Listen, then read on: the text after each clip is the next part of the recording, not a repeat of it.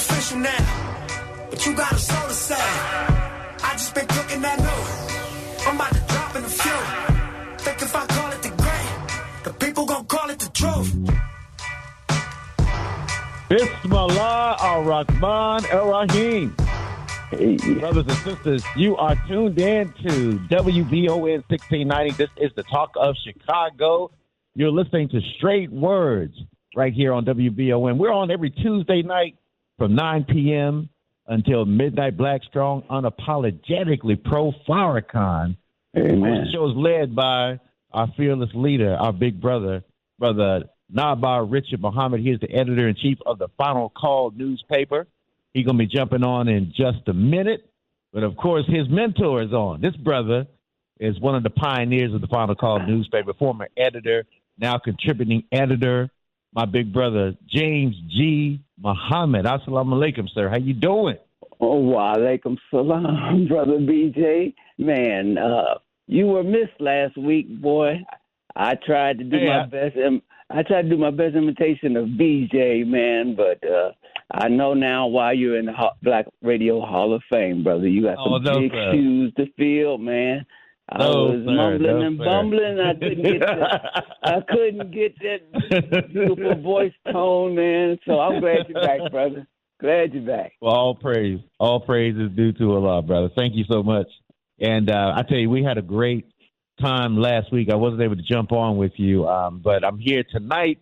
I'm hyped, and we got a great show lined up. Brother Naba''s going to come on, and we got a special guest, too, at 9:15. Brother Nayaba Arinde. He's going to talk about the Trump.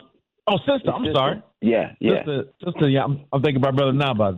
Sister Nayaba is coming on, and she's going to talk about the election. Then we're going to have Brother Dimitri Muhammad. He's one of the great researchers of the Honorable Minister Louis Farrakhan, author. This brother's a scholar. He's going to be talking about COINTELPRO with MLK. Yeah. And what else we got lined up, Brother James G? Well, as we there's a lot of news going on, a lot. So that's why it's so important to have sources of information that can give it to you like it should be given to you, man. If you're picking up the New York Times and the Washington Post, okay, that's cool to get that information, but they're not going to give you the perspective that you're going to need, or the when reporters go out, they talk about objectivity and all that kind of stuff, but every reporter, there's information the reporter gets that they can't put everything in, so they have to be selective about what they want to put in. We put in the information that's going to benefit our community. They might put in who knows what and leave the grist out. They'll leave the grist out that will help our community. So sure, you'll get the info, but you won't get the perspective and the information that's going to empower you. So that's why our station is so important in our show, and people should go to straightwords.com to learn how they can contribute to help this program stay on so that we keep our head above the water as a show and as a community, man. So, all right. That's right. Assalamu alaikum. Yes, sir. Walaikum. What's going on, brothers? How y'all doing? It's about you, brother. It's all about you, man. That's right. It ain't about me, man. I'm just trying to help. Basically. Yes, sir. I hear that. I mean, it's that simple for me, brother. I'm just trying to help, man. trying to help the man who know a man who know a man, right? That's what I'm trying to do, man. Yes, sir. That's all I'm trying to do. But thank you, brother. So we are going to have a great show tonight, man. We're looking forward to going to have a beautiful sister out of New York, Nayaba Arinde, longtime journalist, and she is really someone special.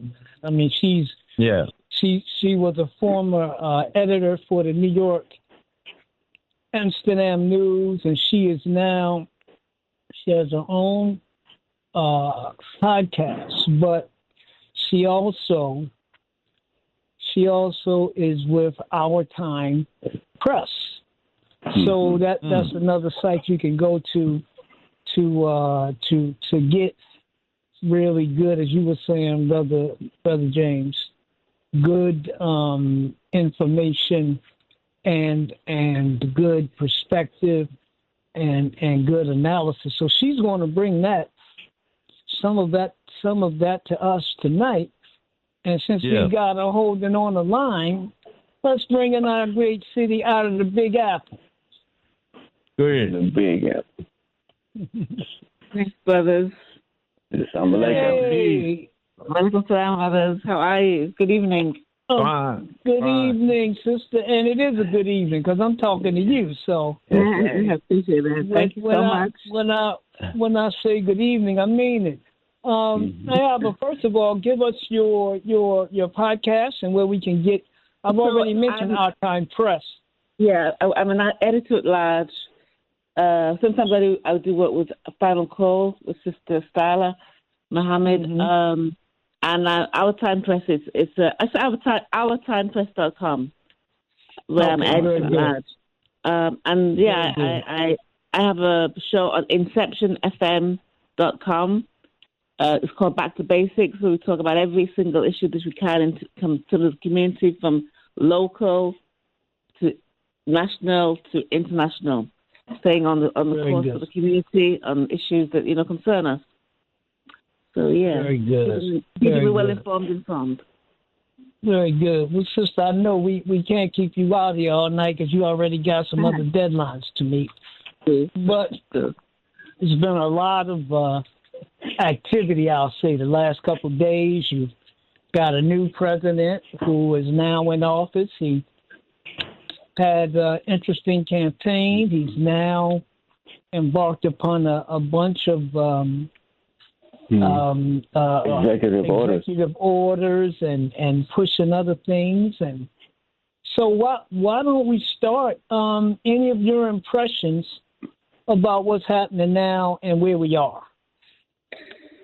Thank you. And I appreciate you having me on the show. Thank you so much. And I love the way you guys interact. I keep it light but serious for the community because that's what we need to be. Right now, as of yesterday, as you said, there's a new administration. There is an air, I think, of yesterday, because it was Dr. King's anniversary, there was a sort of an atmosphere of anger, but defiance, but righteous indignation. Some people refused to give the new president the numbers in terms of watching the inauguration. They would watch anything else but that in quiet protest, I guess. There is an air of fear, anticipation, but also defiance. And, some people think it's just another day. And as Black folks, we're used to being up against the wall in terms of, economics and social policy and all of that. So we just keep it moving. I think in particular, though, I was just hearing that the new president has directed ICE officials and agents to go into schools and churches and buildings to look for what he's saying is undocumented people. So folks with children, folks with ailments, folks with, just regular everyday people that have been here working, are afraid to go to their jobs. They're afraid to go to schools.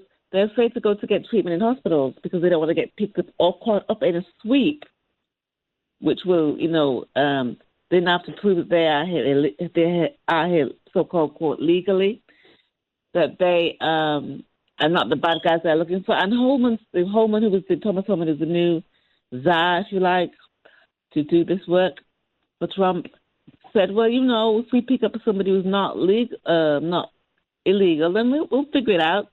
But meanwhile, you're terrorizing entire neighborhoods. And I believe he said it's going to be in Chicago. But all the big cities too, sanctuary cities like New York. So there is both anger and fear. And just, it's not a great atmosphere to be in, whether you're the target or not. So you've changed everything in one day. Even though you promised you was going to do it, what do you want the people who who may be victims or targets of your new policy, what are they supposed to do while you're lording it over them with this new policy? And how does that help the economy, the general, community who are now watching this happen? So there's an air of, okay, here we are, now what do we do? Mm-hmm. Yeah, Nayaba, I was looking at, and of course what she's talking about, brothers and sisters, she's talking about the president's changing a policy with which the immigration services were using, where they would not basically go and arrest people if they were at church, any kind of religious service, if they were at a hospital, if they were at any kind of institute, any kind of educational institution, school, daycare, etc., that they wouldn't basically come after people in those settings. Mr. Trump has now removed or changed that policy so that the immigration services or the immigration enforcement can do these things wherever they feel like it. That's just one of many, and we're just reporting back to you kind of some of these things that have happened, and we're going to have our sister give us her analysis and perspective. One of the other major things, 1,500 people have been pardoned or had their sentences commuted by Mr. Trump, and that includes some who were sentenced to long years and some who actually assaulted police officers. So, Nayaba, go ahead. No, I mean, you're right. Say something. He is now, I'm disagreeing with what you said. He is now released from prison 1,500 people who were involved in the riots at the Capitol when they decided they didn't like the result of the last election. So he released them from prison, like he said he would. And in that number is those who killed, or let me put this right, an officer who was attacked at the Capitol and died the next day. They released his people that were involved in that death, sort of. So the family's saying, why would you do that? Even I thought you protected, the blue, as they call it. But it's just the idea that you would do that. The idea that you would do that on Dr. King's federal holiday. So you're sending a message from the very beginning. And then to quote Dr. King, he said, well, I'm going to get rid of DEI. I'm going to get rid of all diversity, inclusion, diversity, equity, and inclusion. Yes. I'm going to get rid of all of that. And those who employed us, we're going to lay them off with pay until we can decide what we're going to do with them. But he quoted Dr. King saying, well, we're going to judge you by your character and not by the color of your skin. To which Dr. King's daughter, Bernice, said, listen, if you're going to every politician, the next time you quote my father, let it be in support of voting rights and civil rights and human rights, or in support of eradicating racism, poverty, or war. Don't use my father's name willy-nilly in order to, make a point for yourself, which is incorrect and imbalanced, and not about equality. Mm-hmm. Yeah, the other. I'm sorry. Go ahead. I didn't mean to cut you off. No, please continue. Continue, sir. Yeah. So this is according to ABC News, brothers and sisters, that President Trump had a record-breaking day one with executive actions that will prompt legal challenges, and of course, one of them, which is being challenged by different organizations and I think 18 state attorney generals. 22 now. Is 22 now. This is the executive order from Mr. Trump essentially doing away with birth citizenship. So what that means is he signed an executive order that said just because you were born in America, you are not a citizen. But the Constitution says The Constitution says exactly the opposite. So that looks like something that's definitely headed for court and probably the Supreme Court to resolve, right? Yeah, it's the 14th Amendment, and only an amendment to that amendment can change that. You can't just willy-nilly.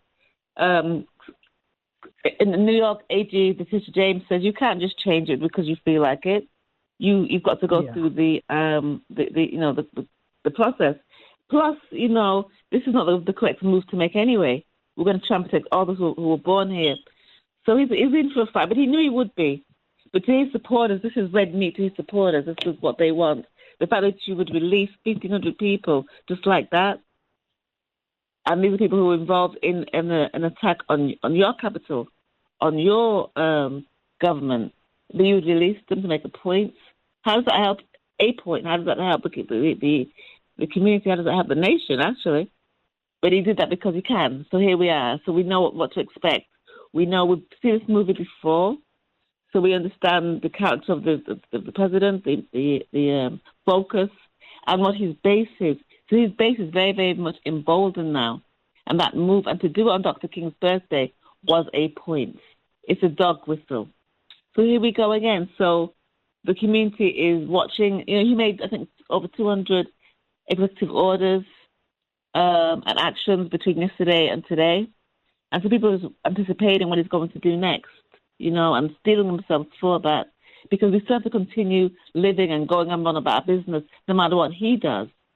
So our focus has got to be to protect ourselves and the community in the best ways that we can, because we heard the promises that he made of the campaign, and we've seen the actions already. So people are just anticipating what's coming next.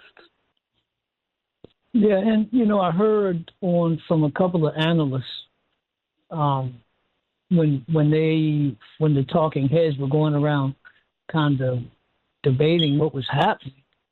One of the analysts said, very clearly, this is what he promised. Yes. He promised that he would pardon the insurrectionists that tried to overthrow the government and nullify a national election. He said that he would free them. Mr. Trump has also called them hostages and political prisoners at different times. He also talked about that he would challenge birthright citizenship. So the American Civil Liberties Union and the executive director, Anthony D. Romero, said, quote, "We will not let this attack on newborns and future generations of Americans go unchallenged. The Trump administration's overreach is so egregious that we are confident we will ultimately prevail." This is Anthony D. Romero speaking, and he's the executive director of the ACLU.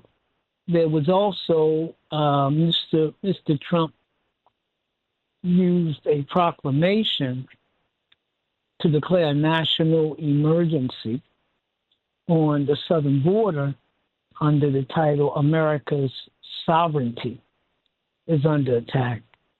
So the proclamation reads, quote, "Our southern border is overrun by cartels, criminal gangs, known terrorists, human traffickers, smugglers, unvetted military-age males from foreign adversaries, and illicit narcotics that harm Americans." And it continues, this invasion has caused widespread chaos and suffering over the last 4 years. I guess the one thing that we have not seen so far is the imposition of the 25% tariff that Mr. Trump said he would enact. But he has said that may be coming February 1st. So, James, were you trying to get in on this? Oh, no, I was just going to make a few things that you kind of went over, though. And maybe Sister can address it.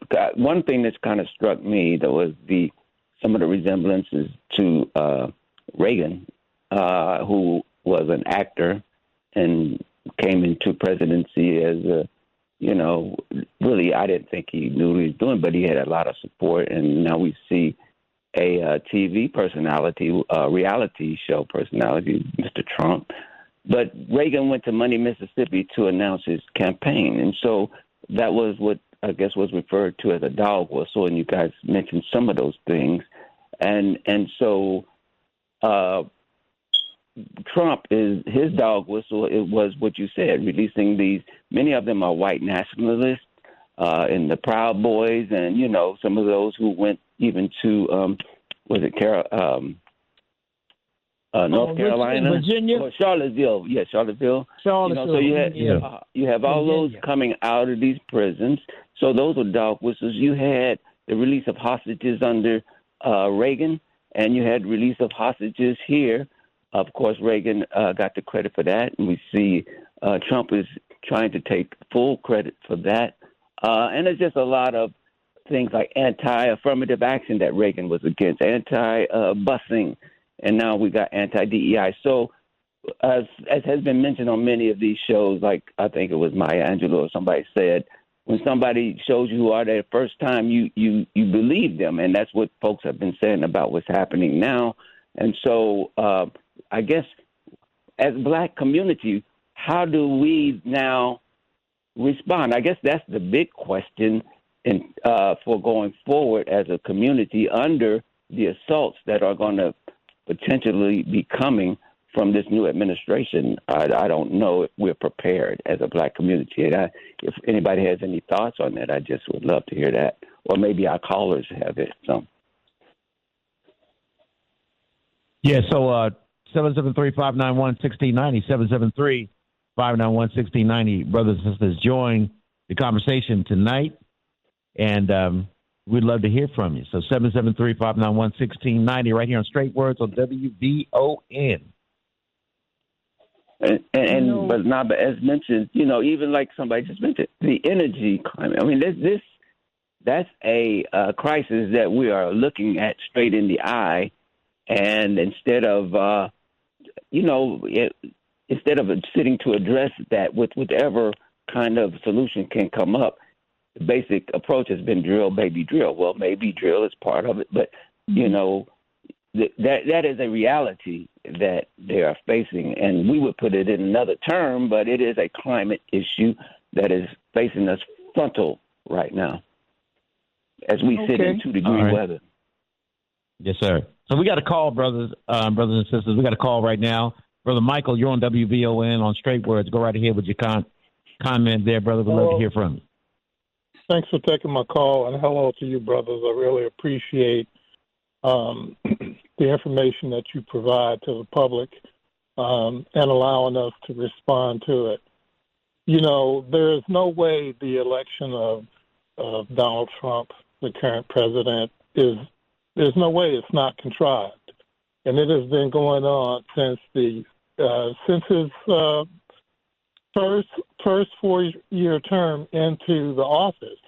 And what they have done is that they have taken the law and just used it to their advantage. If you look at the Supreme Court, this man had, I don't know how many lawsuits and federal cases against him. And now all of that has gone away, and now he's the president. First of all, to me, that destroys any respect that I have for this country, to just throw out all of that stuff and basically put in, I don't care whether, there's disagreement whether he's a rapist or not, but he's definitely a criminal and a flim-flam man.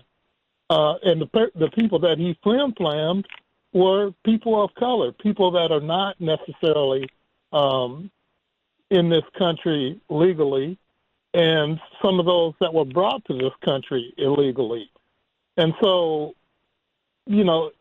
people are falling asleep. They think, we had one black president, and we had a black woman running for president, and everything's okay. It's not okay. And if people continue to go to sleep and not look at the stacking of the Supreme Court, the crimes that people that are the justices on the court that are committing, taking money and trips, and these politicians that are doing insider trading.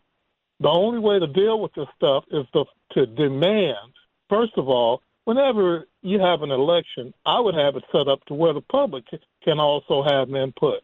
You can have the voters, but in terms of the actual laws that they want to implement, the public should have a say-so before they even decide whether or not they're going to pass it. They just pass these laws between the same crooks back and forth because they're all crooks.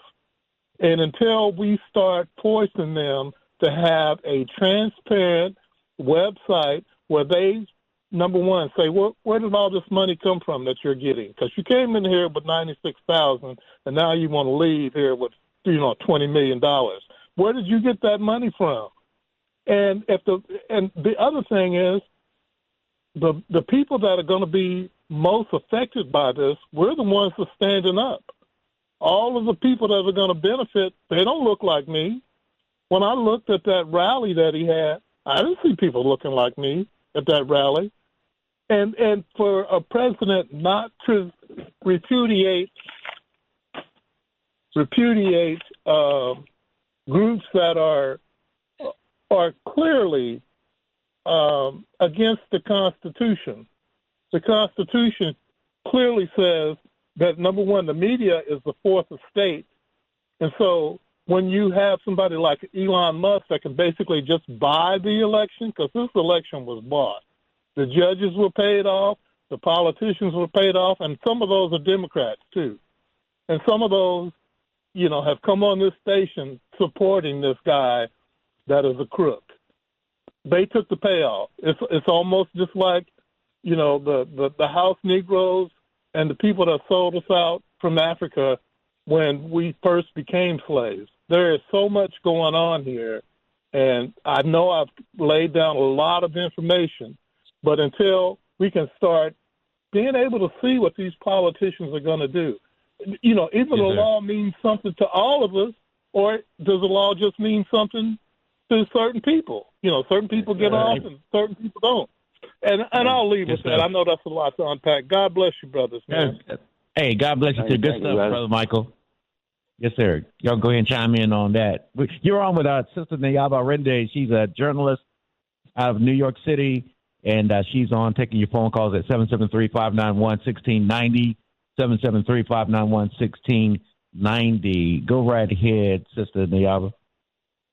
So the good news is that we've always had protests and rallies and organized.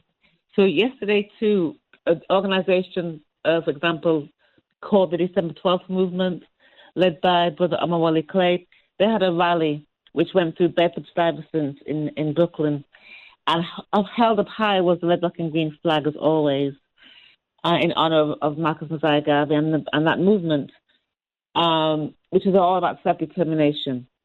And so because it was the day designated for Dr. King's holiday, the 20th of January, even though his birthday is actually on the 15th, it's a federal holiday, which is also ironic, but still.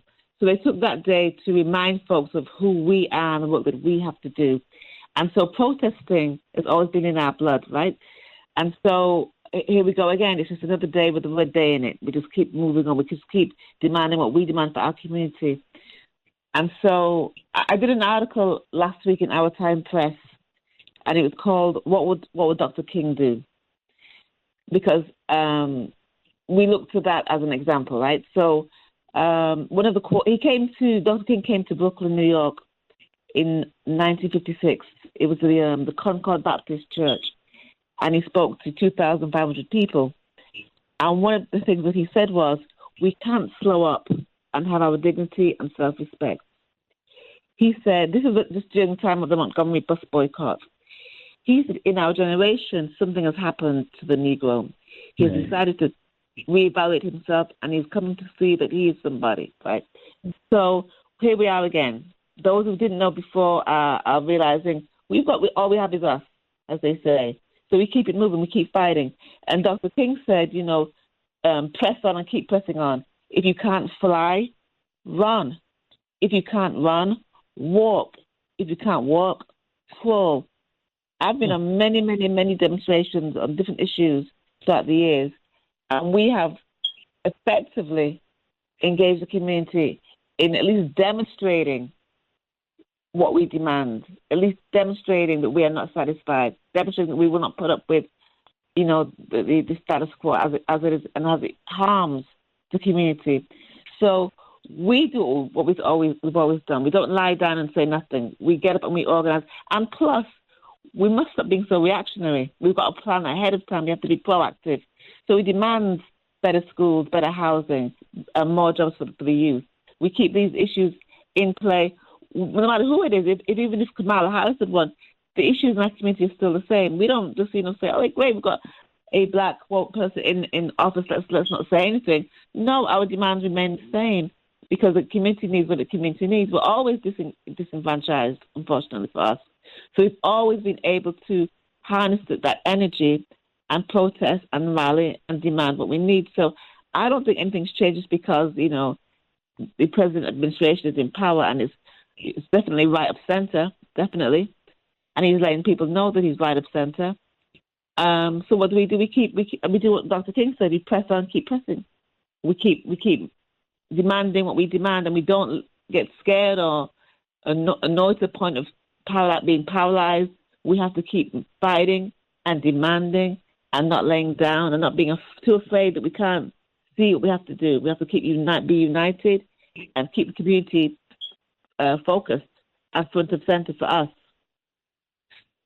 All right. Brother BJ, we got anybody?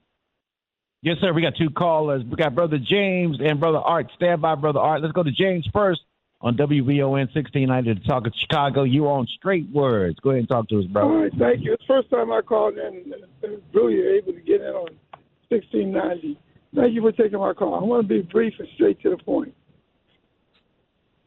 I don't know why we're in an uproar about Trump. He told us what he was going to do, and now he's doing it. If there was a choice between, forget Democrat and Republican, two candidates, one that had common sense and was going to do things sensible and decent for all people and made it clear what they were going to do for black people. And you have one candidate that told you what he's going to do and with revenge. Who would you vote for? We would have voted for the one that's with common sense. America chose who they wanted. America is a racist country. It was a black woman that voted. It had nothing to do with anything else. And let me tell you why. Because the Democrats did not lose that many people in the Congress and that many people in the Senate. If it was straight up with Trump, they would have lost a lot more seats. White women split their vote.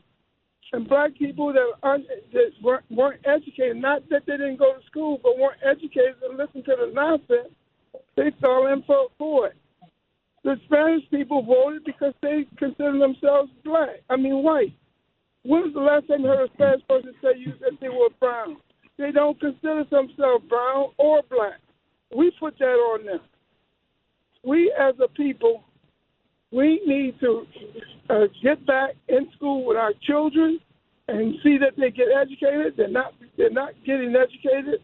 They're not doing the things that they should do to promote themselves.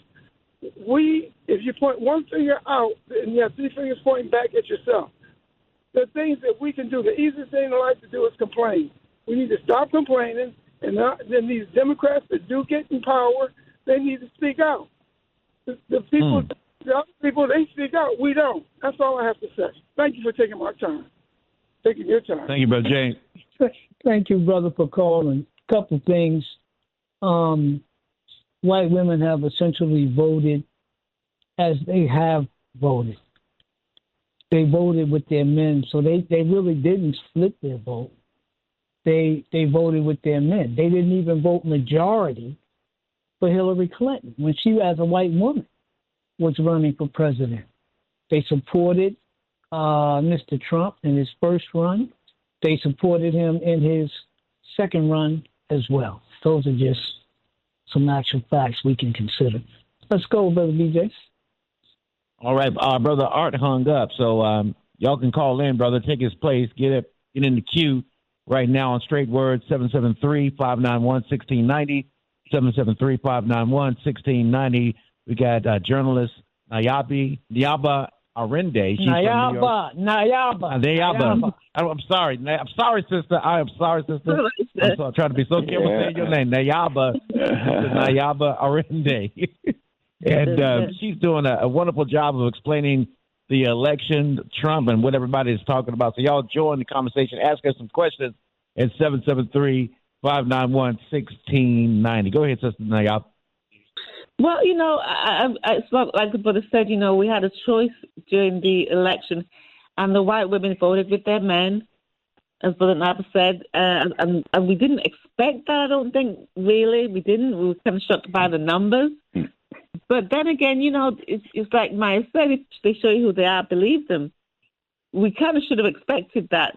Maybe we were just naive and hoping that there was an imaginary alliance, but now we know. So it's good that they've showed us. It's good that we're here now in a way, because all we have, guess what, let me say it again, is us. And if you don't believe me, look at the last election. They showed you, we said we were going to be with you because she was a woman and rah, rah, rah, and all of that feminism stuff and all of that. But guess what? The reality is we're going to vote with our men, and we're going to protect our status quo, and that does not include you. And they have showed us again and again and again. How many times have you shown? So here we are. They win either way it goes. But what struck me is the King vote that I kind of like and cite a lot is when he was talking to Andy Young, and he was saying, look, Andy, it looks like I'm trying to integrate us into a burning house. And Andy said, well, what do we do? He said, we become firemen. But but to me, we have been firemen since the 60s. A fire comes up, we put it out, make some progress. Another fire comes up, we rally as firemen, put it out, but that pushes us a half step back. Another one. So what I'm saying is these fires keep coming up in California. We should take a lesson from that. The fires come up, firemen put it out, but they're standing on guard looking for the next outburst of the fire, which keep coming back. For me and for us in the nation, the proposal we put forth is let's stop worrying about their fires and let's find something of our own so that they're not going to keep creating fires, which is a white supremacist attitude that keeps sparking up in various places as we are making progress. So that will never go away unless you change the attitude of the people, which probably is near impossible to completely do that. But you can call and put a demand, separate us. We go to and create our own reality. And when a fire, quote unquote, comes up, we have our own way of dealing with our own fires that people can understand. And so that is the option that has never been considered.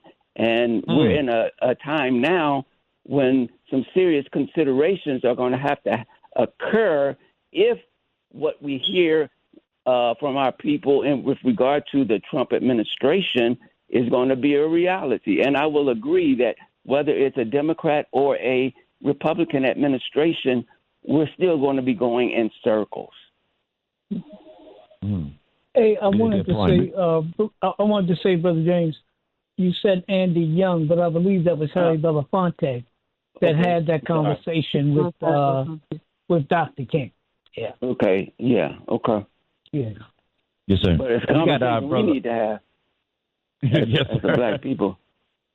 Yes, sir. We got Brother Art back on the phone, 773-591-1690. Sister Nayaba Arinde is a journalist out of New York City. She's talking about the Trump inauguration, the election, and we want to get your thoughts on what we're talking about. Go ahead, Brother Art. You're on Straight Words. Hey, what's going on, young people? Hey, brother. How you doing? I listened to our President Donald Trump, and pretty much I ain't had nothing personally. I thought it was a good speech.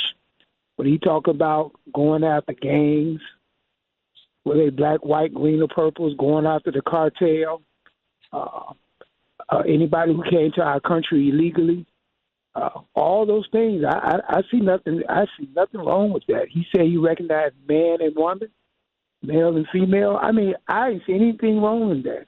You came here illegally, you should go back. Period.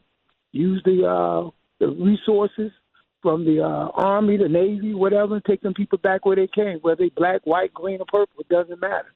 For me, I had no problems with any of those different things. I don't know why would anybody have a problem. You broke the law, you go back. That's just what that is. But I have a pushback when, brother, y'all said about they need to let us go and we separate and let us do our own thing. I live here on the south side of Chicago, over here in the Inglewood area, right over here on Normal. It's all black people pretty much here. We already separated. What's stopping us since we already separated? Everything from the lake down there to Western, primarily in a certain area, black people used to own or whatever the conditions are in. Who's stopping us from building, buying schools and buildings, and who's stopping us from hiring our own teachers and setting up training programs? Tell me who's stopping us? Yeah, brother. I want to hang on now. I want to hang on. No. We got to let you go, Art. We only got about 11 minutes. Only got about 11 minutes, and I want Sister Nayaba to get back in here. What's holding us back is we're not separated. Right. We're in an inferior position called segregation. Right. Inferior. Separation is when two equals break and they form a new reality. We haven't formed a new reality. Why? Because we believe in this reality. That's the problem. We believe that somehow or another this country is going to change. So that means we have to take responsibility for ourselves, and we got to go to work. There ain't no retirement plan. There ain't no retirement plan when you set out on your own. It's on you to make it happen. You meaning our people. So until we come out of this thought that a benevolent white man or a benevolent white woman or a benevolent black man or a benevolent black woman is going to solve our problems in this system, we are pipe dreaming. So we don't control, so we're separated. What's stopping us? We don't control the police. They just passed a policy allowing police at a police district in Inglewood, allowing officers to both arrest and charge people. There was already collusion between prosecutors and police. Now you're telling me in Chicago, you heard the Inglewood 4 brothers jailed for nothing. They were absolutely innocent. You heard of John Birch and the torture people? You heard of the millions of dollars that this city pays out? Millions. Because of police misconduct? And it's the same officers many times over and over again. So we're not talking about separating as Negroes. We're not talking about segregation as Negroes. We're talking about being separated as free, independent black people, starting first with our minds. And if we free our minds, you don't have to worry about fratricide. So what do? Follow the example of the nation, of Islam. We are practically a violence-free society. Practically. We are a peaceful society. We are a civilized society. We're an example. And if you don't like it, don't like it. Keep doing what you're doing. Sister Nayaba, we got about 8 minutes left. I'm going to give them all to you. We got about 6 minutes left. We got to stop at the top. Sorry. I'm going to leave it to you. The last 6 minutes is all yours. I mean, I hear what you're saying, brother. The point is being self-determining. The point is not wanting to see the value in other people and other systems more than the one that benefits your own. It's about fear and I don't want to say bravery, but, belief in self. We're not separated because we don't control the infrastructure. We might have our own neighborhoods, in quotes, but in reality, we don't control anything. We don't control the water, the light, the gas, nothing, none of it. So we're always under somebody else's control. And so we depend upon that in terms of, let's not make any noise to disrupt that because, if we do, they will take it away from us or they will come and attack us. We don't have any real independent ways of being. We have the thought process. For some of us, you start with the believers, right? So the believers believe what you said, but the believers believe that we can make it on our own. The believers come up to other nations, other black nations that are doing all of that. It's not new to have your own. It's not new. We just don't have it. And we don't really want to work towards it because we're afraid to. So when you see someone like Trump, he's the greatest organizer for us. He's the greatest motivation, I should say, for us to organize. Because guess what? He's already told you that he's looking for his own. He's only looking out for his own. He's told you that. You saw the or maybe you didn't. Those who saw the inauguration saw it was like, speckles of black folks in that crowd. And those in that crowd weren't saying what you're saying, brother. They were saying the opposite of what you're saying. So he's not thinking about us. And maybe that's just not his way. So we're not asking him to. You are who you are, right? And we are who we are. So guess what? In the same way that you believe that white supremacy is the way, we disagree 100%. And we have to make sure that when we organize, we're organizing with that mindset. There's always cobblers in the bushes, always. There's always those who can hear what you say, but say, you know what? I remember there's a guy who stood outside a black bookstore, a young man. And it was in Bed-Stuy. And he stood there for a minute. And he said to me, do you think I can go in there? He was a young guy. I said, sure, you can go in there. Absolutely, go in there. Talk to the brother Maurice. Go in there, Maurice Brown. And he did.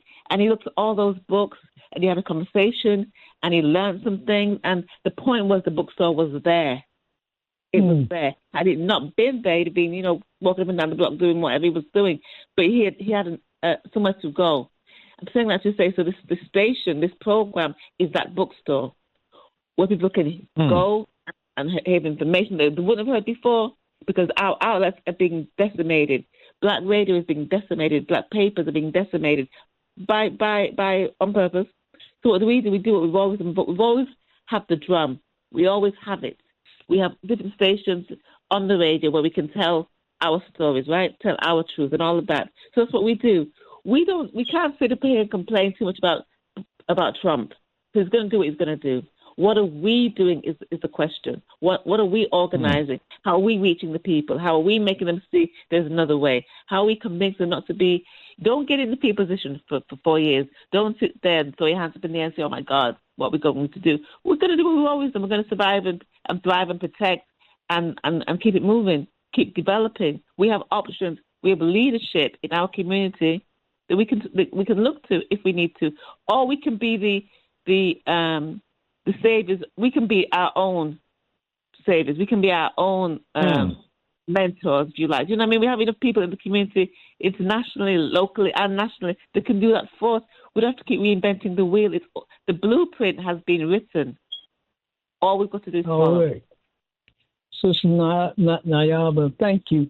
Give us again how we reach you. We're at the top of the hour, so we're going to have to let you go. I want to thank you for accepting our invitation to come on. And we'll have to bring you back to talk about more of these things. How can we, and Ronald, Cliff, Brother Barney, hold on through the break, and we'll get you in, okay? Sister Nayaba, how can we get what you write? Where should we go to find you, hear you, all of that? So, thank you, brother. I want to really appreciate you having me on and letting me babble on about these things. I'm at ourtimepress.com, ourtimepress.com, where I'm the editor at large, but I'm on social media too. Nayaba Arinde, Instagram, Facebook, all those different platforms. And my radio show is on inceptionfm.com on Saturdays at 9 a.m. New York time. And we will talk about these very same issues again with what I call music therapy, inspirational music, and just, keeping the community engaged and informed and letting them know there are other options to mainstream media, which will, go along to get along because they think they have to. And so we have shows like this, what you brothers are doing, to let us know the other side of the tale, the thing that really affects us, impacts us. So I want to thank you again, brothers, for having me on. I am Nayaba Arinde, Our Time Press. I'm back to basics on inceptionfm.com. Thank you so very, very much. Appreciate it. All right, thank you. Assalamu alaikum. Assalamu alaikum. All right, thank you. Thank you, sister. All right, brothers and sisters, stand by. Coming up more next hour right here on WVON 1690, The Talk of Chicago. You're listening to Straight Words. Go to straightwords.com. Find out how you can support our program financially. We have all of the ways that you can transfer money to our account. We'd love to get some deposits and donations from you so we can keep the love light burning. Coming up next hour, Brother Demetric Muhammad, we're going to talk about COINTELPRO with MLK right here on WVON 1690, The Talk of Chicago. The Talk of Chicago and the voice of the nation is 1690 WVON, Berwyn, Chicago.